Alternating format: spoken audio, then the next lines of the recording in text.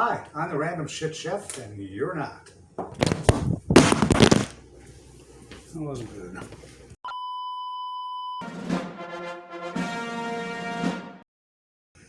Today we're going to make, of course, another favorite around here, chili. We normally have several quarts of chili in the freezer, but we're going through kind of a chili drought right now, so it's time to make about a gallon or more of chili. I don't screw around and make a little bit of chili, I make a big pot of chili. I freeze it in old yogurt containers, I freeze it in little deli containers that we bought. So we're gonna make pretty easy chili today. It's gonna be thick, it's gonna be creamy, it's gonna be cheesy, and it's gonna be good. If you like chili, you'll probably like this. And I don't make my chili real hot. You yourself will determine how hot you make yours, but anyway, let's run over the ingredients. So I've got four 28-ounce cans of crushed tomatoes and tomato puree, a combination. My wife doesn't like big tomatoes in her chili, so I use this stuff because it's already broken down. I got two 15-ounce cans of black beans. I got two 15-ounce cans of salsa. I have two large onions chopped coarsely, 8 ounces of shredded cheddar. I normally shred it myself, but I got lazy this time. I have 2 taco seasoning packets, and I have 2 small pork cutlets, 1 large pork chop, and 2 chicken thighs that I cooked on the grill. In fact, they're almost smoked. I put wood on my grill too to give it a good smoky flavor, so all that smoky goodness is going to go in there. This is not definitive. This is the first time that I've actually written down, or will be writing down, all my ingredients, but this is roughly how I made it last time. So let's start chopping up some meat and making some chili. So I just found out a couple of minutes ago that my wife's going to be doing a video conference, a room or two that way, on how to laser cut screens for fabric printing. It's going to be a live video conference, and I'm going to have to work around it so we're not talking over each other. So the video is going to get a little bit choppy and a little bit crazy, but we'll still get her done. So before I start chopping up the meat, we're going to start adding ingredients to my chili pot. This is a cast iron, porcelain coated, very old and very ugly pot that's had a bunch of soups and a bunch of chilies made in it.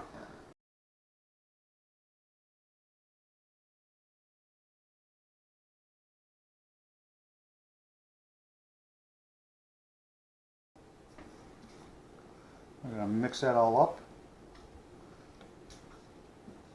After we get it mixed, I'm going to put it on the range top on a high until it starts to boil, and then we'll turn it down to a simmer.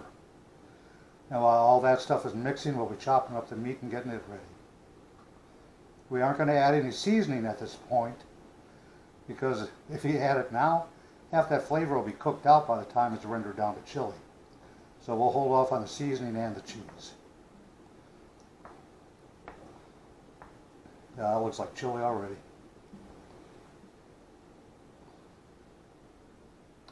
Okay, over to the range top, put it on high. Yeah, I don't mess around when I make chili.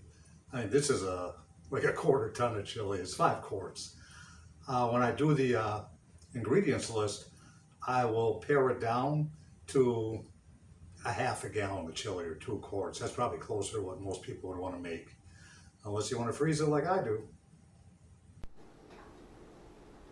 So just like with taco salad, I don't use ground beef. I use meat that I cook on the grill that I chop up. So this is going to be chopped up pretty fine, like 1/4 inch or smaller cubes, and it'll render down a bit as it cooks. And I do have a combination of chicken thighs and pork chops and pork cutlets.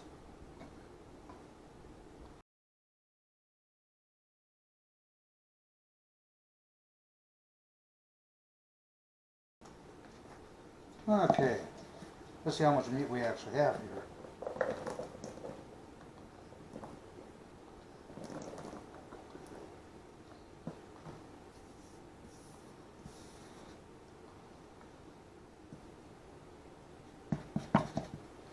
That is, measure-wise, almost 4 cups of meat.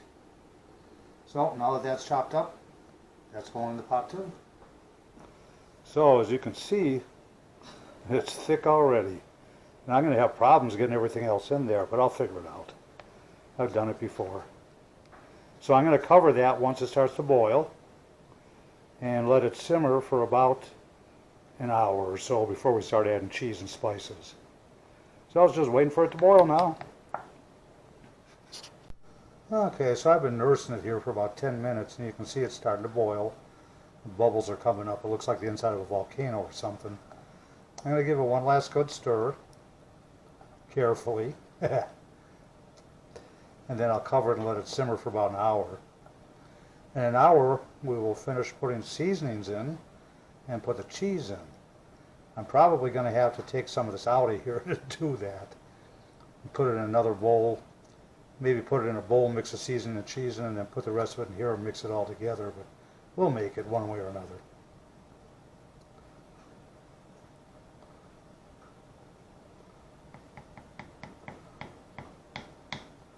Alright, I'm going to cover it and turn it down to simmer and let it go for about an hour, hour and a half.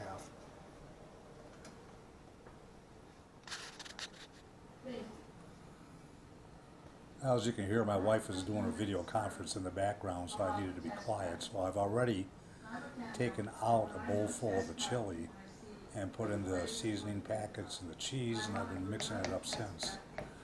It's just about mixed right now, so I'm going to put the cover back on and let it simmer for at least another 30 minutes before we take it off the heat and do the final seasoning.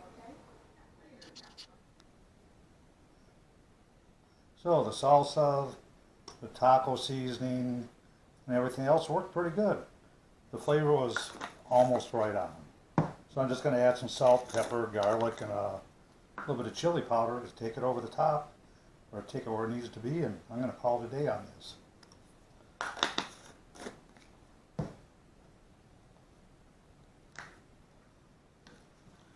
As you can see, it's thick and creamy and cheesy.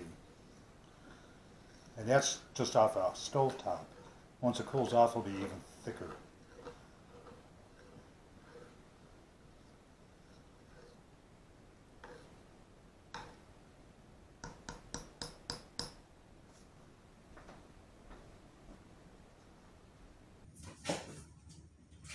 Let's check that taste.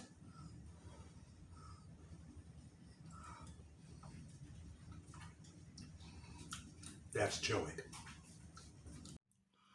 And this is why I make 5 quarts of chili. I have a gallon in the freezer, which will come in handy for lunch, quick dinners, chili dogs, whatever. And also in back behind it, there's cream of broccoli soup, there's red rice and beans, there's minestrone, there's clam chowder, and there's also some of the door too. These make pretty good containers. That's a quart right there. So that's why you make so much chili.